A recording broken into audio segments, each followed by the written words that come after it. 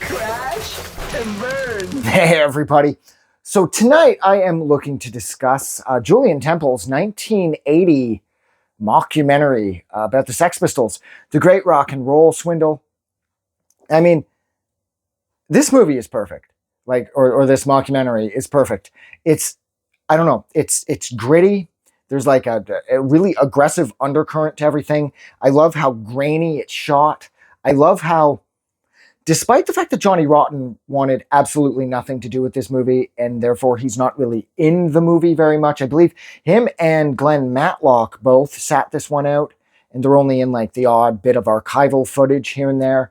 But Rotten said that this is Malcolm McLaren's bullshit movie that got everything wrong. Like 100% of this movie, it's all lies, and this isn't how the band formed, and on and on and on. Now, I wasn't in the band. I don't really know.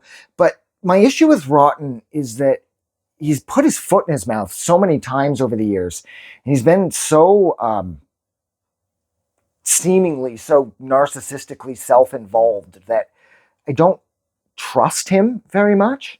I mean, I know at one point he went on record as saying that Black Flag were a bunch of rich suburban kids.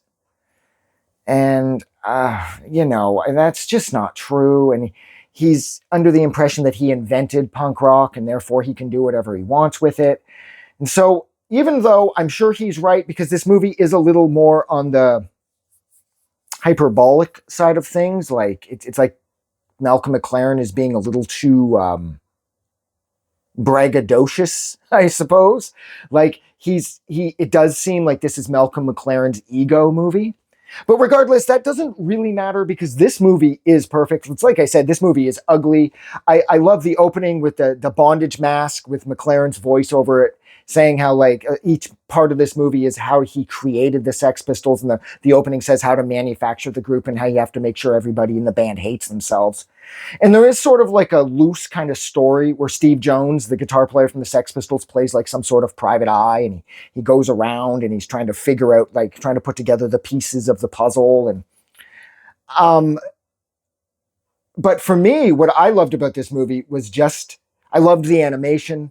I loved how this told this really chaotic story of how the Sex Pistols formed. I saw this movie way back when I was a kid, and it just felt right to me because it just feels like this is the Sex Pistols that I always wanted. This is like, the chaos, the filth and the fury once again, which coincidentally is the title of the documentary that Julian Temple would do a bunch of years later, I believe in the early 2000s, I think that came out, that Rotten is very much a part of. I also liked how it had other people singing in place of Rotten, like all these random like fans and kids got to kind of, I guess, like try out for the band, so to speak, because the rest of the guys in the band are playing. I mean, even Vicious is there pretending to play the bass. So that's kind of fun.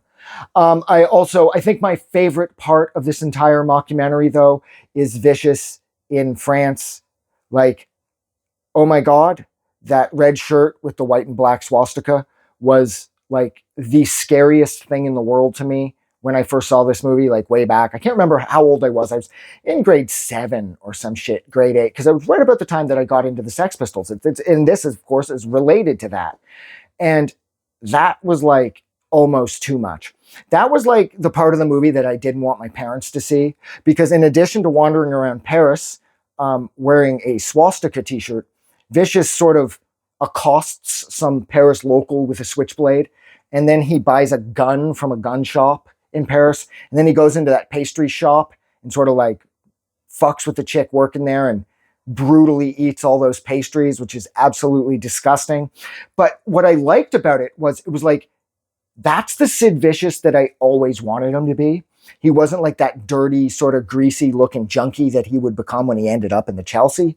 It's like he's the perfect caricature of himself in this. Like his slightly shorter leather jacket is perfectly placed on his wiry frame, and his super skinny jeans with that white thing tied around his one thigh, and he's got like these really long arms, and his fists are permanently fucking, 2 sticks of dynamite. And his hair is perfect.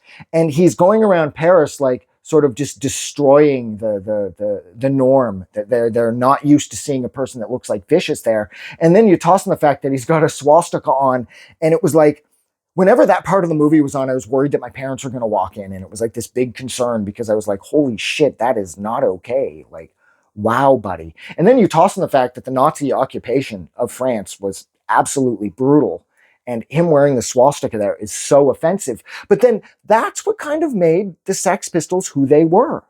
You know, they weren't afraid to step outside of these like societal norms and these conventions that everyone is held to for so long, and sort of like smash them to pieces. And that was really exciting, you know?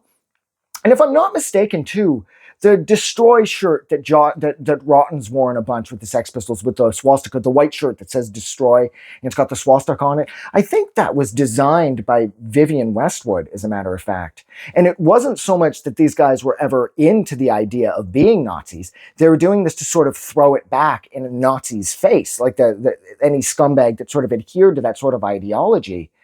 And I personally, like, I fucking can't stand people that worship Nazis, because I went to high school with a bunch of skinheads, and they're the most like ignorant, self-involved people ever. Like, they didn't really even care about Nazi ideology.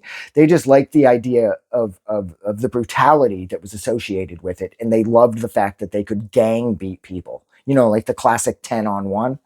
So I can't stand that shit. And this isn't me climbing up on some social soapbox saying, oh, I'm looking down on Nazis or blah, blah, blah. No. Just, I see the fucking swastika and I think of high school, and I just kind of like, oh, fuck. I also loved how the part of the theater where they had the intermission, where they showed the Vicious Burger and the Rotten Bar and the Anarchy Orange or whatever it was called, the drink, while Steve Jones is eating that chick out in the theater.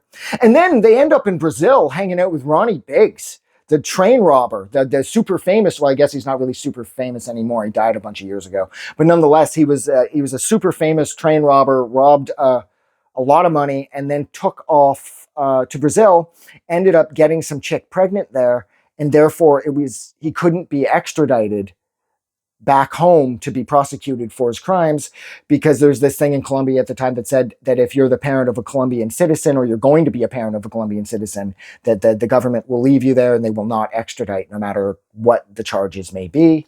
So he figured out this kind of loophole, and he recorded a couple songs with them too. He did, throughout the course of this movie, No One Is Innocent, and I think, what was it? Belson Was a Gas? Was it Belson Was a Gas? I think it was. And it's so like wild that they're hanging out with this like actual criminal. And again, keep in mind, I was a kid when I saw this. So the fact that like you got swastikas, you got chicks being eaten out, you've got like the bondage element to it, you got Vicious buying a gun, pulling a switchblade on people in Paris, and then you've got them hanging out with like a full-on known criminal. I'm like, these are like the most fucking badass people on earth. And then Julian Temple did such a good job shooting it all and putting it all together that it feels like so real. This is almost like if Spinal Tap was gritty and gross, it would be like this. And of course, not funny. It would be like this, because it just feels like this is so insane, but it's the kind of insanity that I was looking for, especially when I was a kid. And I mean, the movie closes out with Friggin' and the Riggin', and my dad loved that song. Holy fuck, he must have listened to that song 10,000 times. Like, I'd be waking up, like, on the weekends, I'd be rolling out of bed at, like, 3, and my dad would have that song on repeat. Like, because I had the CD, too, like, the soundtrack for it, The Great Rock and Roll Swindle, and he always used to steal it off me, and he would just play the fuck out of Friggin' and the Riggin'. And it's a cool song.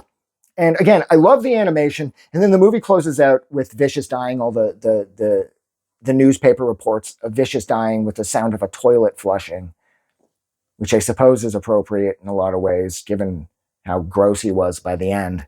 But yeah, this movie was amazing. The chaos is my favorite part. The animation was fun. The story, although it may not be the most accurate thing, this is the story of the Sex Pistols that I like to believe was real, even though I know it probably wasn't quite as chaotic. And I'm sure Rotten was at least somewhat on point, saying that all of this are lies, even though I don't really trust Johnny Rotten very much, because over the years he has put his foot in his mouth a number of times. But he knows a hell of a lot more about the Sex Pistols than I do. And I think actually that's where I'm going to leave it. So thank you so much for hanging out with me for, wow, way too long, while I discussed Julian Temple's 1980 mockumentary, The Great Rock and Roll Swindle. Like always, if you like this review or you like this movie, don't forget to go and do something nice for somebody. It's really easy. Hold a door for somebody, or give $1 to charity the next time you're at Walmart and they're asking for it. I know they use it as a tax write-off, which is like the sleaziest thing they could do, but they're a fucking soulless corporation, so it's to be expected. I'm still fairly certain that the dollar makes it to the Red Cross or the Humane Society or whatever the dollar is supposed to go to. But most importantly, like always, never forget that the world kicks so much more ass because you are in it. You make this place a hell of a lot more fun. I'm getting out of here. Have a good night.